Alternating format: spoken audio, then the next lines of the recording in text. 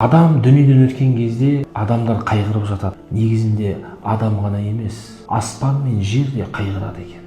Өйткені Құранда Алла Тағала мынадай бір аятты келтіреді. Фама бакат алейхимус сама уал ард. Олар дүниеден өткен кезде, перғауын жайлы айтылады, бұл соның қауымы. Олар дүниеден өткен кезде жерде көкте жыламады дейді.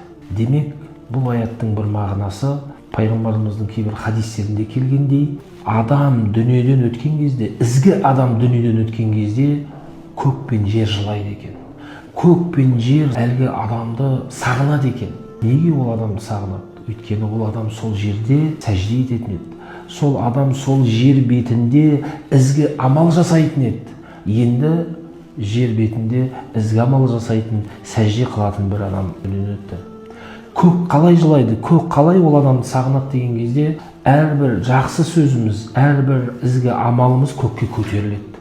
Сол көкке көтерілетін жолдар бұрынғыдай ондай ізгі амалдар көтерілмегендіктен ол адамды сағынып жылайды екен. Зілзала сүресінде де Яумаидин тухаддису ахбараха, жер сол күні, қиямет күнінде өзінің хабарын баяндайды дейді.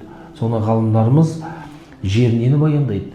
Адамдардың істеген амалдарына жер куә болады екен.